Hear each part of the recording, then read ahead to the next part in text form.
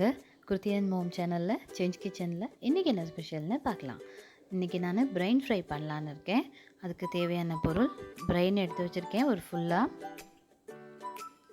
கொத்தமல்லி, மிளகுத்தூள், கறிவேப்பிலை, உப்பு, கரம் மசாலா, இஞ்சி பூண்டு விழுது, தக்காளி, வெங்காயம், மஞ்சள் பொடி, மிளகு பொடி, அவ்வளோதான். இப்போ மூளை வச்சுட்டேன். இதுக்கு கடாயில் எண்ணெய் ஊற்றிக்கிறேன்.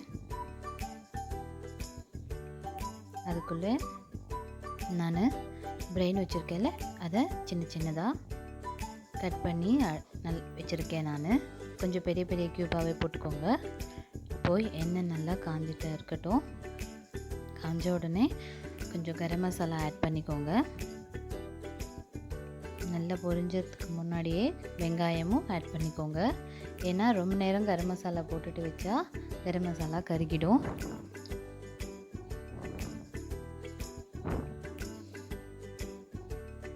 இதே மாதிரி தான் நல்லா கோல்டன் ப்ரௌன் வர அளவுக்கு நாம் வெங்காயத்தை வதக்கிக்கலாம்.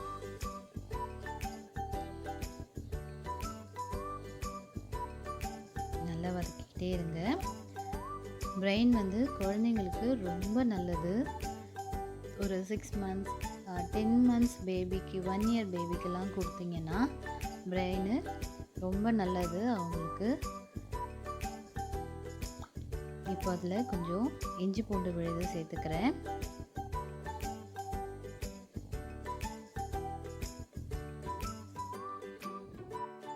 நம்ம முட்டையோட வெள்ளைக்கரு மாதிரி தான் இருக்கும். அது ரொம்ப சாஃப்டாக இருக்கும்.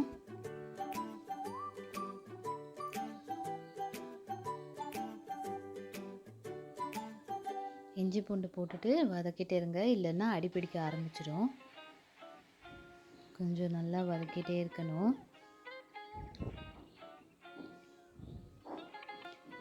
இப்போது கொஞ்சம் இதுவாகிடுச்சு. இப்போது நான் அதில் கறிவேப்பிலை ஆட் பண்ணிக்கிறேன்.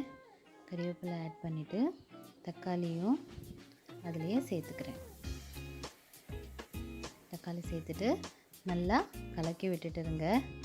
தக்காளி போட்ட உடனே தண்ணி விட ஆரம்பிக்கல, அதனால் கீழே அடிப்பிடிக்கிறது கொஞ்சம் இருந்ததெல்லாம் கிளியர் பண்ணி விட்டுக்கலாம். இப்போ அதில் நான் கொஞ்சம் மஞ்சள் பொடி, கல்லுப்பு, கொஞ்சமாக கல்லுப்பும் சேர்த்துக்கிறேன்.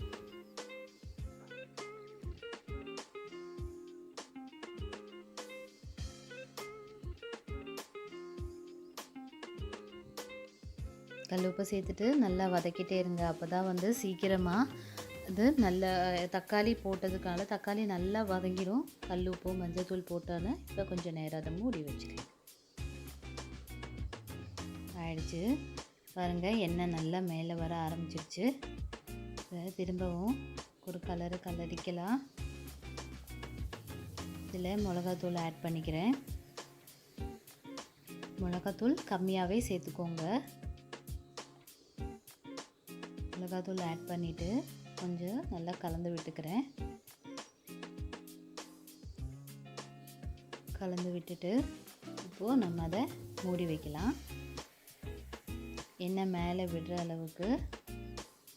இப்போது அதை பாருங்கள், திறந்தா எண்ணெய் நல்லா மேலே வந்துடுச்சு. அந்த மிளகாத்தூளோட பச்சை வாசனை எல்லாம் போயிடும். நல்லா சூப்பராக இருக்கும். இப்போ நம்ம அதில் நம்ம கட் பண்ணி வச்சுருக்க பிரெயினை ஆட் பண்ணிக்கலாம். ஸ்லோவாக ஆட் பண்ணுங்கள். ஏன்னா பிரெயின் ரொம்ப சாஃப்டாக இருக்கிறதுனால நம்ம ரொம்ப இது பண்ணால் அது ஒரு மாதிரி எல்லாம் உடஞ்சி போயிடும். நல்லா சாஃப்டாக கலரி விட்டுக்கோங்க. அதை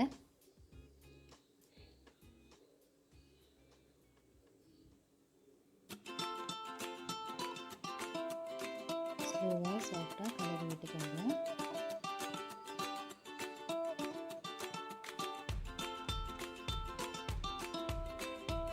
கொஞ்சமாக தண்ணி ஆட் பண்ணிக்கிறேன்.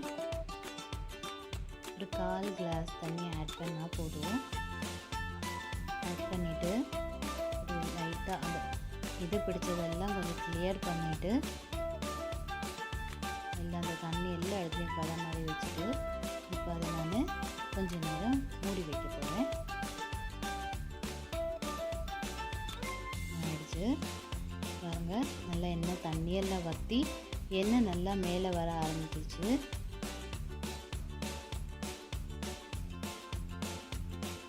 ஸோ சாஃப்டாக கலருங்க. எப்போவுமே பிரெயின் எல்லாம் உடஞ்சி இதுவாக்காம அளவுக்கு கலரிக்கோங்க.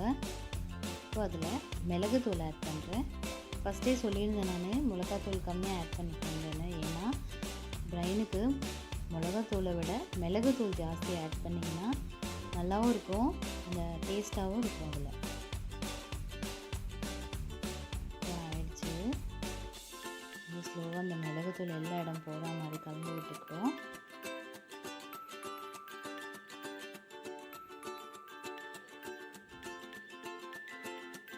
இப்போ ஒரே ஒரு வாட்டி லைட்டாக மூடிக்கலாம். பாருங்க, மிளகுத்தூள் எல்லாம் இது போய் நல்லா எண்ணெய் மேலே வந்துடுச்சு.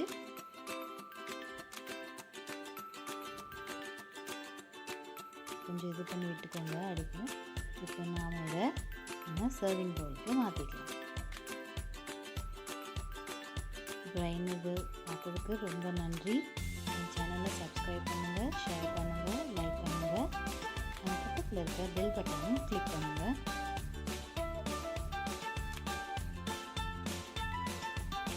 இப்போது நம்ம இதை மாற்றிக்கிறோம். க்ளீனாக எல்லாத்தையும் எடுத்து ஒரு இதில் வச்சுக்கிறோம்.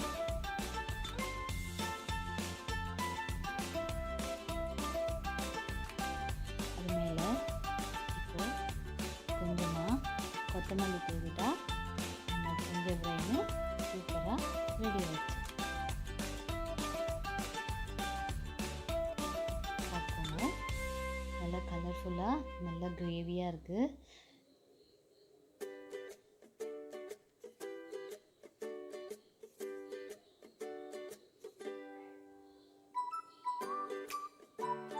கிரேவி ஆகிடுச்சு பாருங்கள். உங்கள் பிரெயின் ஃப்ரை இப்போது ரெடி ஆகிடுச்சு.